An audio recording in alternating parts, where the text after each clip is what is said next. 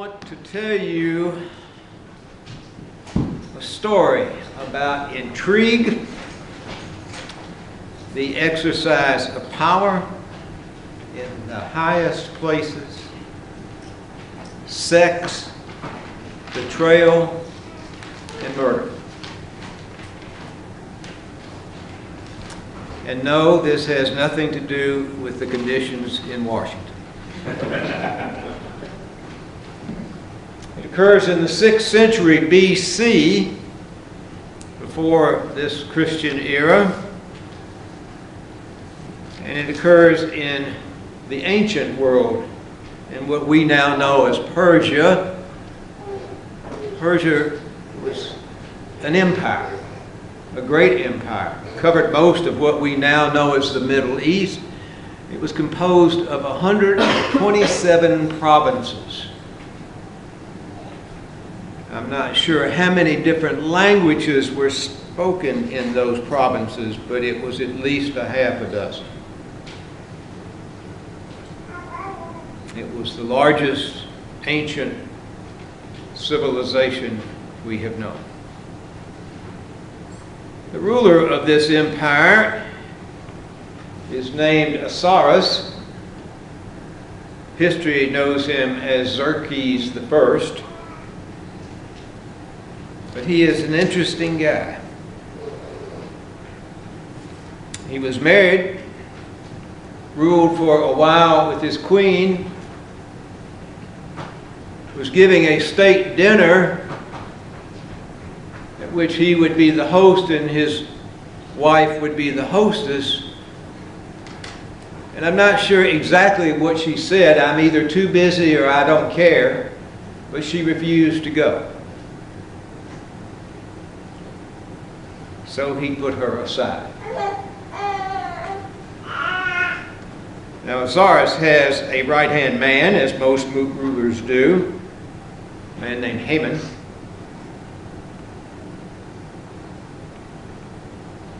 The king became lonely. He said, Haman, I need a wife. I need a queen to help me rule.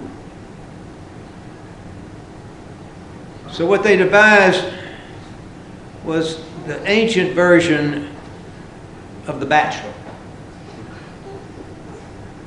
They had a beauty contest in each of the 127 provinces. The winners of those beauty contests were then brought to the king for a year, where they were trained in royal behavior.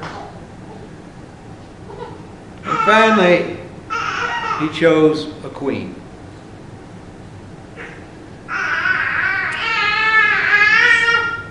She is Esther, that you heard the story of in the first lesson this morning. Esther is lovely. But Esther is a foreigner. Esther is a Jew. Some of those provinces are in what we now know as the Holy Land. Mordecai, her uncle and the man who adopted her, is the leader of some of those Jewish provinces.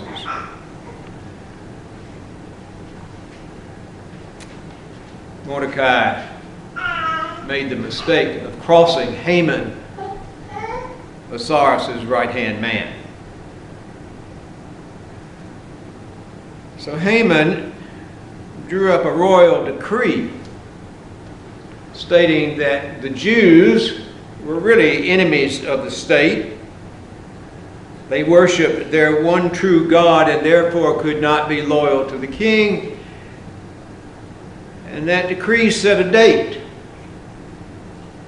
a few months away, a date on which the Jews would be killed. And Haman made especially sure that Mordecai was named.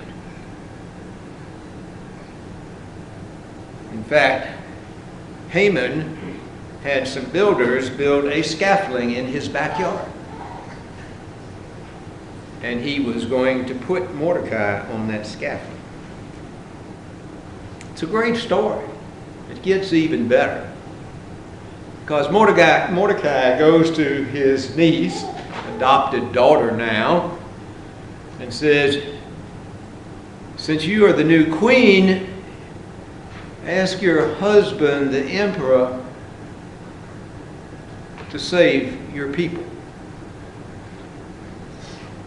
Now that means that this Jewess, this upstart queen, is given the responsibility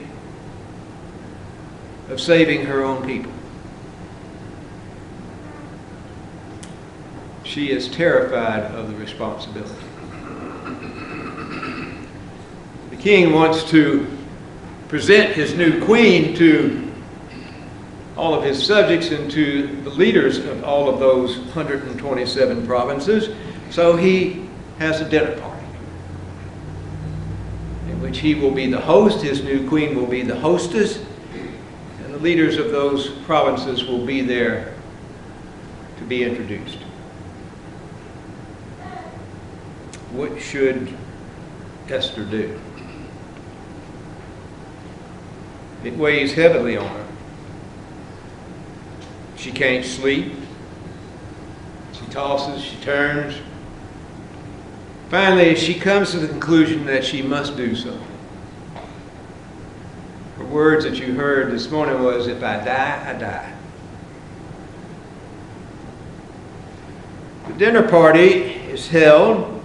It's a great success. She charms all of those leaders. Each time she comes to the point of saying something to the king, there's an interruption, or she loses her nerve. At the end of the evening, the king says, my dear new queen, you are so beautiful and lovely. What is it that I can do to make you happy?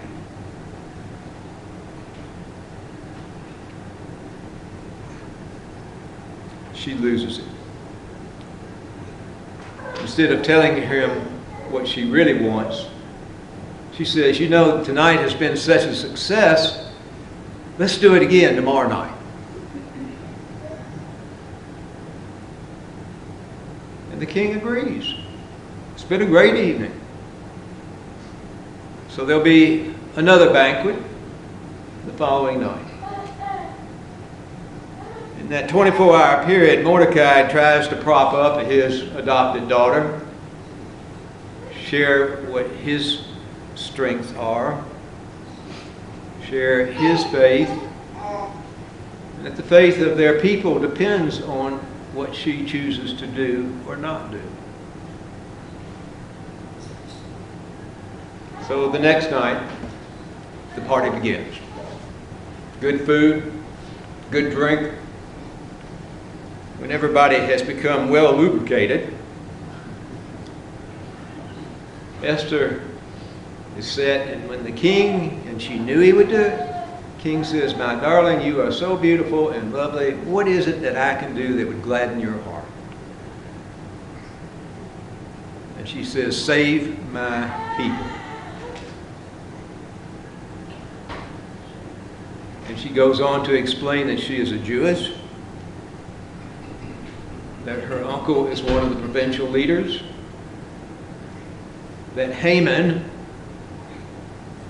has concocted this cock and bull story to sell to the king about the threat of the Jews, and something must be done to him. And I'll give Ahasuerus credit. He was a man of his word. He has Haman escorted from the banquet hall, has him taken to his own backyard and hung on that scaffolding that had been intended for Mordecai.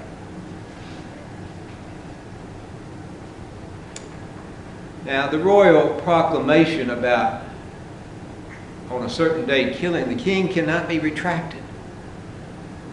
Evidently, in the ancient times, when a royal mandate is published, it cannot be taken back.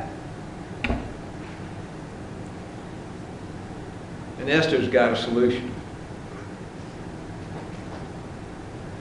publish another proclamation that on that day when the Jews can be slaughtered, that they have the right to defend themselves. And Osiris publishes it. The first day the uprising takes place, some Jews are killed, but mostly their oppressors. By sunset the next day, over 10,000 oppressors have died and the Jews have been saved, and Esther reigns as queen. Now notice in the telling of this story, nowhere in the book of Esther is God mentioned. Not once. It is the only book in the Hebrew Scriptures that does not mention the Lord God.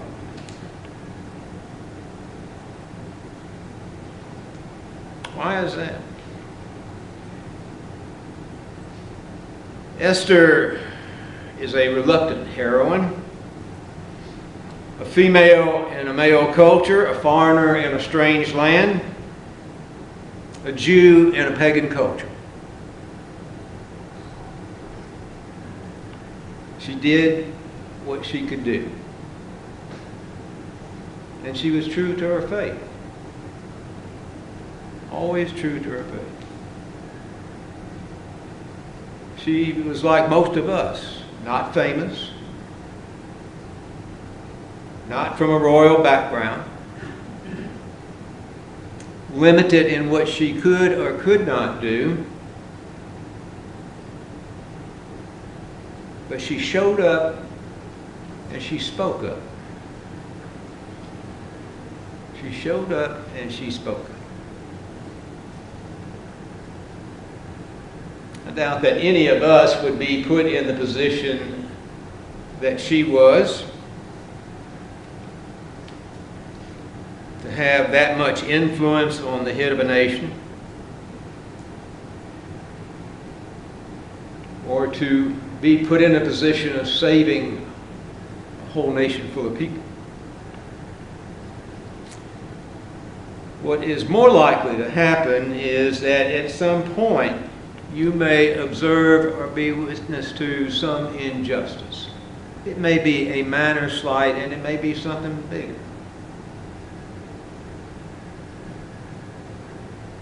Will you show up and speak up? Somebody says something derogatory about someone else. Do you let it go? Or do you say, that's not my experience of that person? Do you keep quiet, go along to get along? Or do you speak up and say, no, I believe this? In recent days, I've come to think that we may be more in Esther's world than we realize. Like many of you, I spent a lot of time watching television this past week. I was stunned at the level of rancor and ill will that separates us as a people, particularly our elected leaders. Political parties adopt different philosophies, as they should. They have different approaches and solutions for those problems. But it's beginning to look like our national motto could be taken from Pogo. We have met the enemy and it is us.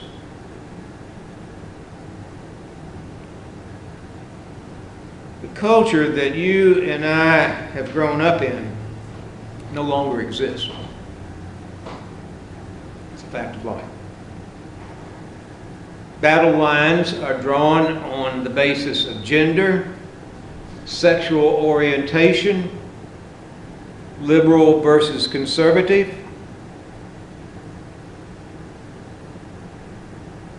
and whether one can be trusted or not is only determined by their ethnic origin.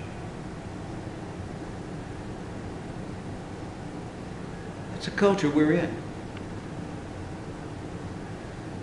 You cannot change that culture, nor can I by ourselves, but we do have a choice. We can throw up our hands in despair and accept the philosophy, the hell with it, or we can show up and speak up.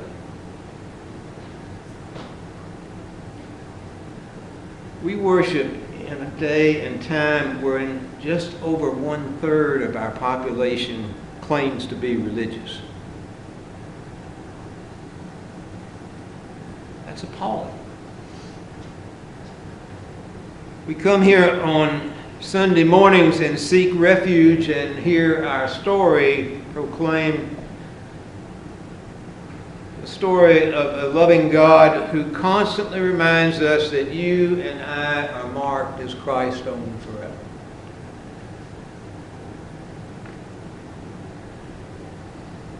What can we do? It seems to me that you can give a loaf of bread to a hungry person. When we hear hatred spoken, we can counter with a word of grace. We can remind our politicians that they are servants of the state and of us who elected them. And there are no elitists entitled to that position. We can choose to be an Esther in a foreign land.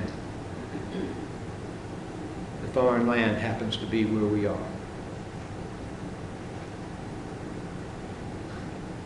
Amen. Amen.